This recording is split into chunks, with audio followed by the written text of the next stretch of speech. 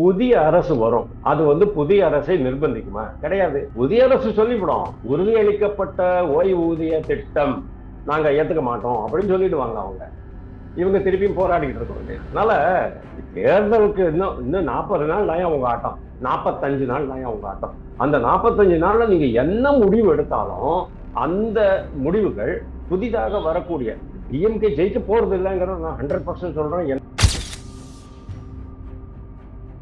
Corona காலத்துல எடப்பாடி பழனிசாமி இருக்கும்போது ஒரு வருஷத்துக்கு மேல ஒரு வருஷம் உங்களுக்கு வருமானமே இருக்கல, அதனாலதான் அவங்க கடன் வாங்கினாங்க. இப்போ உங்களுக்கு வரி வருமானம் இருக்கு, வரி அல்லாத வருமானம் இருக்கு, மேற்கொண்டு வருமானம் இருக்கு. டாஸ்மாக் மாதிரி 10 ரூபா பாட்டில் எல்லாம் வாங்குறீங்க, 40 ரூபா பாட்டில் வாங்குறீங்கல்ல, அந்த மாதிரி வருமானம் எல்லாம் இருக்கு. அப்படி இருக்கும்போது ஒரு ஒரு 12,000 பகுதி நேர ஆசிரியர்கள், 12,000 தற்காலிக ஆசிரியர்கள்னா அதுல ஒரு 2,000 3,000 பேரை நீங்க பணி நிரந்தரம் பண்றது என்ன சார் ப்ராப்ளம் இருக்கு? முதல்வர் சொல்றாரு நம்ம தமிழ்நாட்டை தலைவிதியை விட மாட்டோம் அப்படிங்கிறாரு. ஒரு ஆசிரியர் செத்து போறாருயா, கேவலமா இல்லையா உங்களுக்கு? ரொம்ப மனசு கொதிச்சு போய் நான் உங்கள்கிட்ட பேசிட்டு இருக்கேன். என்ன பண்ணினாலும் சரி, இவங்க கொடுத்த வாக்குறுதிகள் 153, 181, 377 இது எதையுமே நிறைவேற்ற போறது இல்லை. இப்போ இவங்க என்ன சொல்லுவாங்க, கடைசியில ஓகே நான் 12,500 ரூபாய் உங்களுக்கு பகுதி சம்பளமா இருந்துச்சு, அதை 15,000 ரூபாயை மாத்துறோம் அப்படின்றாங்க. ஆனா அந்த ஆசிரியர்கள் கூட பாருங்க, நல்ல வேலையெல்லாம் விட்டுட்டு இங்க வந்தாங்க அரசு வேலை அப்படிங்கிறதுனால. எப்படியும் நம்மளுக்கு பணி நிரந்தரம் செய்யப்பட்டு விடுவோம் அப்படிங்கிற ஒரு நம்பிக்கையில, அந்த நம்பிக்கையில தான் அவங்களுக்கு பொண்ணு கொடுத்துருக்காங்க. அந்த நம்பிக்கையில தான் அவங்க திருமணம் பண்ணிக்கிட்டாங்க, குழந்தைகளை பெற்றுக்கிட்டாங்க. 12,000 பேர் ஒரு குடும்பத்துக்கு 3 பேர் என்ன எவ்வளவு ஆச்சு? 36,000 பேர் ஆச்சு. சில பேர் சொல்றாங்க இந்த குடும்பம் அந்த குடும்பம் 2 பேருக்குமே டிஎம்கே மேல வெறுப்பு ஏற்பட்டு போச்சு அப்படின்னா 6 பேர். கிட்டத்தட்ட 75,000 பேருடைய வாக்குகள் ஸ்ட்ரெயிட்டவே இந்த அரசு டிஎம்கே அரசுக்கு போகாது. அரசு ஊழியர்களுடைய வாக்குகள் போகாது, செவிலியர்களுடைய வாக்குகள் போகாது, பகுதி நேர ஆசிரியர்கள் வாக்குகள் போகாது. சமவேலைக்கு சம ஊதியம் அப்படின்னு ஒண்ணு இருக்கு, அதாவது இடைநிலை ஆசிரியர்களுடைய ஒரு சங்கம் நடத்திக்கிட்டு இருக்கு. அதுல ஒரு 20,000 பேர் இருக்கிறாங்க, அவர்களுடைய குடும்ப வாக்குகள் டிஎம்கேக்கு போகாது.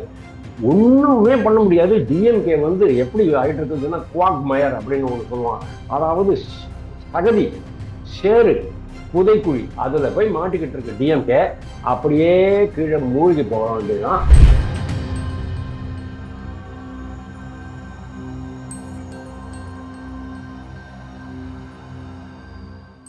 ரியல் ஒன் நேயர்களுக்கு வணக்கம். இன்று நம்முடன் இணைகிறார் அரசியல் விமர்சகர் திரு வாசுதேவன் அவர்கள். வணக்கம் சார். வணக்கம் ஹரிஹரன் சார், தொடர்ந்து போராட்டத்தில் ஈடுபட்டு இருக்க பகுதி நேர ஆசிரியர்களை இன்னைக்கு அமைச்சர் அன்பில் பொய்யாமொழி அவர்கள் சந்திக்க போறதா தகவல்கள் வந்துட்டு இருக்கு. சந்திச்சு என்ன வாக்குறுதியை அவங்களுக்கு கொடுக்கறதுக்கான வாய்ப்புகள் இருக்கு சார். சந்திக்கட்டுமே, அதனால என்ன? எவ்வளவு முறை சந்திச்சாலும் கூட இன்னும் ஒண்ணு நடக்க போறது. அப்படியே இவர் ஏதோ ஒத்துக்கிட்டாருன்னு வச்சுக்கோங்க, புதிய அரசு வரும். அது புதிய அரசை நிர்பந்திக்குமா? கிடையாது. புதிய அரசு சொல்லிவிடும், உறுதியளிக்கப்பட்ட ஓய்வூதிய திட்டம் நாங்க ஏத்துக்க மாட்டோம் அப்படின்னு சொல்லிடுவாங்க அவங்க. இவங்க திருப்பியும் போராடிக்கிட்டு இருக்க வேண்டியதுதான். அதனால தேர்தலுக்கு இன்னும் 40 நாள் தான் அவங்க ஆட்டம், 45 நாள் தான் அவங்க ஆட்டம்.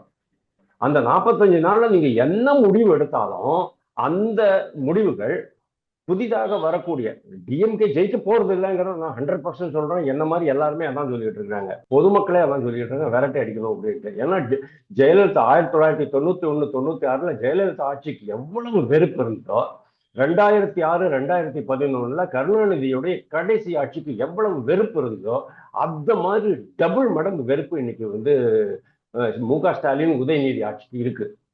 அப்படி இருக்கும்போது இவங்க கண்டிப்பா போகத்தான் போறாங்க. அடுத்த ஆட்சி தேசிய ஜனநாயக கூட்டணியுடைய ஆட்சி.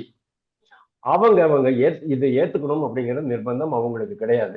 2023 இதே மகேஷ் பொய்யாமல் என்ன பண்ணாரு, மூவர் குழு ஒண்ணு அமைச்சாரு. அதன்படி நிறைய இதெல்லாம் வந்துச்சு, அதை அப்படியே கடப்பல போட்டாங்க. போராட்டம் அன்னையிலேருந்து 2023 வரைக்கும் வெயிட் பண்ணாங்க, 2 வருஷம். 23 அப்புறம் 24 25 இப்ப 26 வந்துகிட்டு இருக்கு. 2.5 வருஷமா அவங்களும் போராடிக்கிட்டே இருக்காங்க. இந்த கவர்மெண்ட் அதை பத்தி கவலையே படல. செவிலியர்கள் விஷயத்துல எப்படி அவங்க கொஞ்சம் இம்ப்ரூவ் பண்ணாங்க தெரியுமா? கிட்டத்தட்ட 12,000 செவிலியர்கள். ஆனா அதுல 1000 செவிலியர்களுக்கு பணி நிரந்தரம் செஞ்சு கொஞ்சம் அமைதிப்படுத்திட்டாங்க. அதே மாதிரி ஜாக்டோ ஜியோ அப்படிங்கிறது ஒரு ஆசிரியர் அமைப்பு. இந்த அமைப்பு வந்து காலாகாலமாவே, இது என்னுடைய குற்றச்சாட்டு, காலாகாலமாவே டிஎம்கே சொம்பாக இருக்கிறது. டிஎம்கே காரங்களுக்கு மட்டும்தான். ஏன்னா இவங்க தான் சார் 2021 டிஎம்கே ஜெயிக்க வச்சதே ஜாக்டோ ஜியோ தான் சார். அதுக்கப்புறமா இவ்வளவு போராடின அப்புறமா உங்களுக்கு உறுதி செய்யப்பட்ட ஓய்வூதிய திட்டம் வந்துச்சு. அது என்னடானா மத்திய அரசு கொண்டு வந்தது. பழைய ஓய்வூதிய திட்டத்துல வந்து எம்ப்ளாயிஸ் கான்ட்ரிபியூஷன் இருக்கும். இதுலயும் அதே தான் இருக்கு. மத்திய அரசு கொண்டு வந்த திட்டத்துல இன்னும் சில சேஞ்சஸ் எல்லாம் பண்ணிட்டு தங்களுடைய சொந்த சமாச்சாரம்ங்கிற மாதிரி அவங்க ஒட்டிட்டாங்க. அதுல ஜாக்டோ ஜியோக்காரங்க என்ன பண்ணிட்டாங்க, ஆஹா நம்ம முதல்வர் நம்மளுடைய கோரிக்கைகளை ஏற்றுக்கொண்டு விட்டார், வாருங்கள் பாராட்டுரை வழங்குவோம் அப்படின்ட்டு இவங்க எல்லாம் போய், அதாவது டிஎம்கே காரங்களே ஸ்டேஜ் மேனேஜ் பண்ணின ஒரு ஷோ தான். ஆசிரியர்கள் பெரும்பாலும் எனக்கு வந்து ஆசிரியர் சமுதாயத்துல நிறைய கான்டாக்ட் இருக்கு சார். கிட்டத்தட்ட 75% ஆசிரியர்களுக்கு இந்த திட்டத்து மேல நம்பிக்கை இல்லை. அவங்க அதனாலதான் அவங்க என்ன பண்ணிட்டாங்க, ஜாக்டோ ஜியோல இருந்து பிரிஞ்சுட்டு வேலை மாதிரி இருக்காங்க. ஏற்கனவே ஜாக்டோ ஜியோ வந்து ஒரு டிஎம்கே சங்கம் அப்படிங்கிறது எல்லாருக்குமே தெரியும். இதுக்கு முன்னாலேயே கூட ஆசிரியர்களுடைய, அதாவது அதிருப்தி அடைந்த ஆசிரியர்கள் வேற வேற குழுவா மாறிட்டாங்க. ஜாக்டோ ஜியோ இருக்குது, ஃபேக்டோ ஜியோ இருக்குது, மால்டோ ஜியோ இருக்குது, இந்த மாதிரி இருக்குது. இடைநிலை ஆசிரியர்கள் சங்கம் இருக்கு, பணி நிரந்தரம் செய்யப்படாத ஆசிரியர்கள் சங்கம் இருக்கு.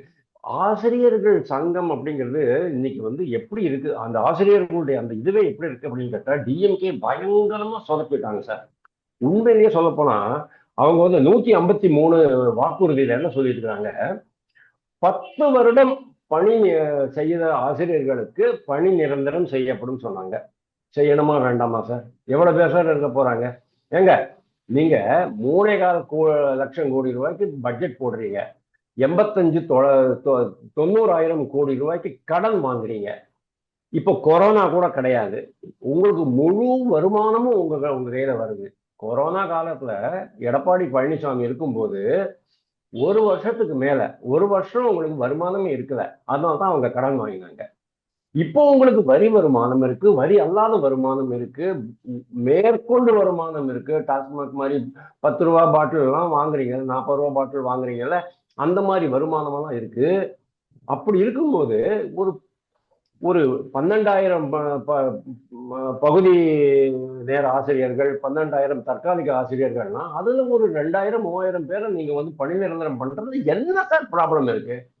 பாக்கி எல்லாத்துக்கும் உங்களுக்கு செலவு பண்றதுக்கு பணம் இருக்குல்ல. இப்போ 3,000 ரூபாய் கொடுக்குறீங்கல்ல.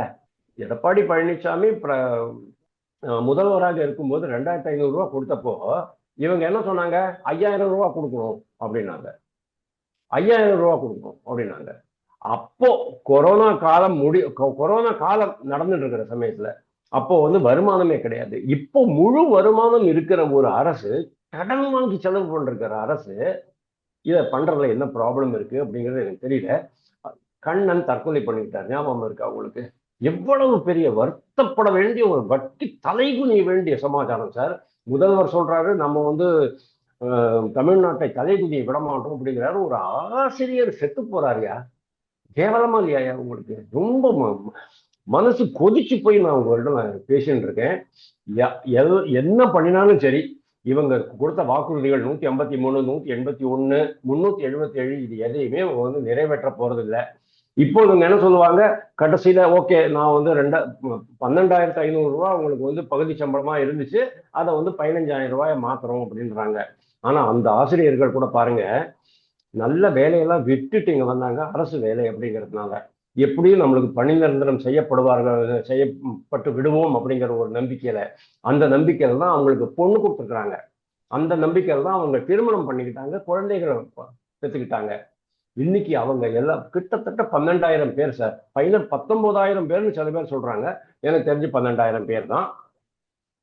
12,000 பேர், ஒரு குடும்பத்துக்கு 3 பேர், எவ்வளவு ஆச்சு? 36,000 பேர் ஆச்சு.